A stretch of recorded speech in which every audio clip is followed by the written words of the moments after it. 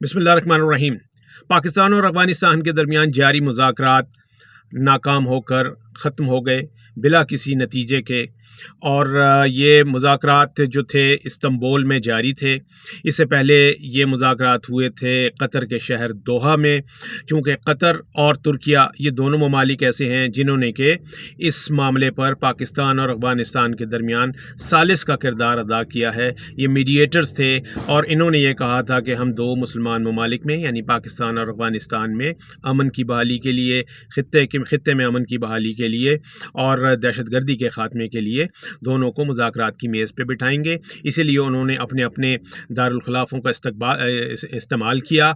उन्होंने कतर में ये दोहा में हुए मुज़ाकरात जो कि 19 अक्टूबर को हुए थे और 19 अक्टूबर को फिर एक इब्तदाई सीज़ फायर मुआहिदा जो है वो सामने आ गया था। और उस सीज़ फायर मुआहिदे में ये कहा गया था कि दोनों ममालिक जो हैं वो इस बात पे इत्तफ़ाक़ करते हैं कि फ़ौरी तौर पर पाकिस्तान और अफ़गानिस्तान के दरमियान जंग बंदी होगी। दूसरा ये था कि दोनों ममालिक जो हैं वो सरहदी इलाकों की पासदारी करेंगे। तीसरी बात ये थी कि दोनों जानिब से रियासतों का और हुकूमतों का एहतराम किया जाएगा। चौथी बात ये थी जो कि सबसे इम्पॉर्टेंट थी, वो ये कि अफ़गानिस्तान में मौजूद जो फितना अल ख्वारिज हैं या जो दहशतगर्द हैं उनके ख़िलाफ़ अफ़गानिस्तान की हुकूमत जो है वो फ़ौरी तौर पर एक्शन लेगी। और पाँचवीं और लास्ट बट नॉट लीस्ट वो ये था कि पाकिस्तान के ख़िलाफ़ दहशतगर्दी के लिए अफ़गानिस्तान की सरज़मीन जो है वो कतई तौर पर इस्तेमाल नहीं होगी, इसका सद्देबाब किया जाएगा।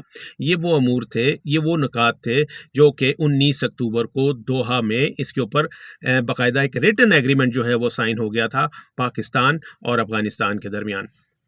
और उसी में फिर ये कहा गया था, तय हुआ था कि जो अगला दौर होगा वो इस जंगबंदी के मुआहदे को हतमी शक्ल देने के लिए और इसको जो अमूर इसमें अंजाम देने हैं अफ़गानिस्तान की जानिब से या पाकिस्तान की जानिब से, उनके लिए बाकायदा एक मैकेनिज़्म बनाया जाएगा। और उस मैकेनिज़्म की तश्कील के लिए आइंदा जो मुज़ाकरात होंगे वो तुर्किया के इस्तांबुल में होंगे, तुर्किया के शहर इस्तांबुल में होंगे 25 अक्टूबर को। वो 25 अक्टूबर को शुरू हुए मुज़ाकरात, 4 दिन तक जारी रहे। और 4 दिन के बाद फिर ये पता चला, तीसरे दिन ये हो गया था कि जी मुज़ाकरात जो हैं वो डामाडोल हो रहे हैं, ये रिज़ल्ट ओरिएंटेड नहीं हो सकते, नतीजा खेज़ नहीं होंगे, नाकाम हो जाएंगे। और यही हुआ चौथे रोज़ के बाद कि 4 दिन के बाद पता ये चल रहा है कि ये जो बैठक थी ये बिला नतीजा ख़त्म हो गई और अमन के ऊपर कोई मुआहिदा नहीं हो सका। जंग बंदी का मुआहिदा जो है वो भी देखा जाए तो ख़त्म हो गया। उसके बाद पहली तो हम इस बात पे जो है वो फोकस करते हैं कि ये क्या वजूहात क्या थी जिसकी वजह से ये मुज़ाकरात जो हैं वो नाकाम हुए। सिक्योरिटीज़ राय का कहना है कि इस्तांबुल मुज़ाकरात की नाकामी की असल वजह अफ़गान रजीम की अंदरूनी तक़सीम और इक़्तिदार की रस्साकशी थी। अफ़गान वफ़द 3 ग्रोहों कंधार, काबुल और खोस्त की अलग अलग हिदायत पर अमल कर रहा था। तहरीरी ज़मानतों के मरले पर अफ़गान वफ़द ने अचानक नया मुतालबा पेश कर दिया। This is very important. तीसरे दिन ये हुआ कि एक नया मुतालबा जो है वो अफ़गान डेलीगेशन की जानिब से सामने आया। और वो मुतालबा क्या था कि मुतालबा किया गया कि अमरीका को मुज़ाकरात में ज़ामिन की हैसियत से शामिल किया जाए। ज़ामिन अभी तक 2 ही थे, एक कतर और एक तुर्किया। लेकिन अफ़गानिस्तान की जानिब से ये जो मुतालबा आया कि अमेरिका को सालिस जो है वो बनाया जाए। ये मुतालबा कभी भी एजेंडे का हिस्सा नहीं था और इससे सालिसों को हैरान कर दिया इस मुतालबे ने, सिक्योरिटीज़ राय का ये कहना है। और माहिरीन के मुताबिक अफ़गान वफ़द ने सलामती की बजाय माली मफादात हासिल करने की कोशिश की। दिस इज़ वेरी इंपॉर्टेंट कि माली मफाद कैसे, कि मुज़ाकरात के दौरान अफ़गान वफ़द के अरकान एक दूसरे से उलझते रहे और माली मफाद की जो बात है वो ये चाह रहे हैं कि जी जो माली इमदाद का सिलसिला है अफ़गानिस्तान के लिए वो किसी तरीके से बहाल हो जाए। मकसद ये है कि दहशतगर्दी से निमटना नहीं है, मकसद जो है वो दहशतगर्दी से निमटना नहीं है उनका, बल्कि अफ़गान तालिबान ये चाहते हैं कि डॉलर के बहाव की बहाली हो जाए। दोबारा से जो डॉलर आया कर रहे थे वो दोबारा से उनका कोई ज़रिया जो है वो बन जाए। तो ये इसमें बुनियादी तौर पर अफ़गान तालिबान जो हैं वो अमेरिका को ज़ामिन बनाकर माली इमदाद का रास्ता खोलना चाह रहे हैं। یہ ایک بہت بڑی امپورٹنٹ چیز ہے کہ کس طریقے سے خطے کے امن کو جو ہے وہ کمپرومائز کر کے اور جو امن کا راستہ ہے اس کے اوپر کمپرومائز کر لے اور اپنا جو معاشی مفاد ہے، جو جنگی معیشت ہے، اس کو فیول کرنے کی باتیں ہو رہی ہیں۔ اب جناب جب یہ 4 دن کے بعد یہ ہو گیا تو اب واٹ از نیکسٹ؟ بات یہ ہے کہ خواجہ آصف جو کہ وزیر دفاع ہیں، انہوں نے very loud and clear message جو ہے وہ پہلے ہی دے دیا تھا استنبول جانے سے پہلے۔ وہ پاکستان کے وفد کی سربراہی کر رہے تھے استنبول میں، ان ٹاکس میں وہ پاکستانی ڈیلیگیشن کو لیڈ کر رہے تھے۔ انہوں نے روانگی سے پہلے کہہ دیا تھا کہ اگر یہ مذاکرات ناکام ہوئے تو پھر افغانستان کے ساتھ کھلی جنگ ہوگی۔ یہ آن دا ریکارڈ بات ہوئی تھی، اور اب جب یہ مذاکرات واقعی بے نتیجہ ختم ہو گئے ہیں تو یہ ناکام ہو کر، تو اب اس میں وزیر دفاع خواجہ آصف نے اپنا بیان جاری کیا ہے اور اپنے اسی موقف کو جو ہے وہ دہرایا ہے۔ وہ کہتے ہیں کہ طالبان کے زہریلے بیانات ان کی منتشر سوچ ظاہر کرتے ہیں۔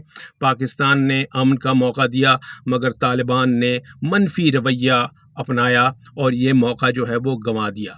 یہ بات ذہن میں رہنی چاہیے کہ یہ جو مذاکرات تھے، یہ جو جنگ بندی ہوئی تھی، یہ افغانستان کی خواہش پر ہوئی تھی، افغانستان کی اپیل کرنے کے بعد ہوئی تھی۔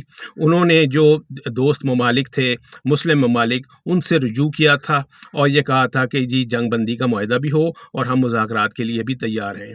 تو یہ دونوں باتیں جو تھیں، اس کا اظہار، اس کی خواہش کا اظہار جو ہے وہ ان کی جانب سے ہوا تھا، اور پھر ثالثوں کی کہنے پہ پاکستان جو ہے وہ اس کے اوپر راضی ہوا تھا کہ وہ مذاکرات کی ٹیبل پر آئے، کیونکہ یہ دیکھنا بڑا ضروری ہے کہ کیوں آخر ایسا ہوا کہ وہ انہوں نے اپیل کی کہ جی جنگ بندی کی جائے اور مذاکرات جو ہیں وہ شروع کیے جائیں۔ اس کی وجہ یہ ہے کہ اکتوبر کا جو دوسرا ہفتہ تھا اس میں جب افغانستان کی جانب سے دراندازی ہوئی پاکستان میں، تو پھر پاکستان نے اس دہشت گردانہ کارروائی کا بھرپور منہ توڑ جواب دیا تھا، اور کئی دنوں تک یہ جو پاکستان کی جو جوابی کارروائی تھی یہ جاری رہی تھی۔ پاکستان نے افغانستان میں موجود جو تھیں دہشت گردوں کی جو پناہ گاہیں تھیں، جو ہائیڈ آؤٹس تھے، جو ان کے تربیتی مراکز تھے، جو ان کی جسے ہم کہتے ہیں کہ چیک پوسٹ تھیں، ان تمام کو تباہ کیا تھا۔ اور یہ بات ذہن میں رہنی چاہیے کہ اس جوابی کارروائی میں پاکستان نے کسی شہری آبادی کو یا کسی شہری انفراسٹرکچر کو قطعی طور پہ نشانہ نہیں بنایا۔ یہ حملے اتنے پریسین تھے، ایکسکیوزٹ پریسین کے ساتھ یہ حملے کیے گئے تھے کہ اس میں جو ٹارگٹ تھا، یعنی دہشت گرد ٹارگٹ تھے، دہشت گردوں کی پناہ گاہیں اور ان کے جو تربیتی مراکز تھے اور ان کے جو ہائیڈ آؤٹس تھے، وہ صرف انہی کو نشانہ بنایا گیا تھا، اور ان حملوں میں صرف دہشت گرد ہی ہلاک ہوئے اور دہشت گردوں کی پوسٹیں اور پناہ گاہیں ہی تباہ ہوئیں۔ اس میں کوئی سویلین جو تھا، یعنی معصوم سویلین جو تھا وہ افغانستان کا، اس کا کوئی نقصان نہیں ہوا، یعنی ان حملوں میں کوئی کولیٹرل ڈیمیج نہیں ہوا۔ یہ بات بڑی امپورٹنٹ ہے، کیونکہ پاکستان کا شروع سے یہ موقف ہے کہ پاکستان جو ہے وہ افغانستان کے ساتھ برادرانہ تعلقات بڑھانے کا خواہاں ہے، اور وہ قطعی طور پر افغان عوام کے خلاف نہیں ہے، افغان عوام سے جنگ نہیں چاہتا، لیکن طالبان کی یہ جو ہٹ درمی ہے اور طالبان کی یہ جو منفی کارروائیاں ہیں، اس کی وجہ سے وہ اپنے عوام کو اور اپنے ملک کو جنگ کی طرف دھکیل رہے ہیں۔ پاکستان یہ کبھی نہیں چاہتا۔ پاکستان کا ایک واضح موقف ہے کہ پاکستان ایک امن پسند ملک ہے، کبھی کسی ملک پہ جارحیت میں وہ پہل نہیں کرے گا، لیکن اگر اس کے اوپر پاکستان کے اوپر جنگ امپوز کی گئی تو پھر اس میں اینٹ کا جواب جو ہے وہ پتھر سے دیا جائے گا۔ اور جیسا کہ ہم نے دیکھا بھی کہ ہماری پاک افواج نے جو 10 مئی کو جس طریقے سے ہندوستان کو منہ توڑ جواب دیا کہ وہ جو ہے ترلوں پر آ گئے، اور پھر ڈونلڈ ٹرمپ کی مداخلت کے بعد جو ہے وہ سیز فائر ہوا تھا، تو یہاں پر بھی افغانستان کے معاملے میں بھی یہی ہوا کہ جو پاکستان نے جوابی کارروائیاں کی تھیں اس میں دہشت گردوں کا زبردست نقصان ہوا تھا، اور اس کے بعد ان کارروائیوں سے ڈر کے افغانستان نے یہ جو ثالث ہیں، میڈیٹرز ہیں، ان سے رابطہ کیا تھا اور کہا تھا جناب آپ ثالثی کیجئے، سیز فائر کروائیے، ہم مذاکرات کے لیے تیار ہیں۔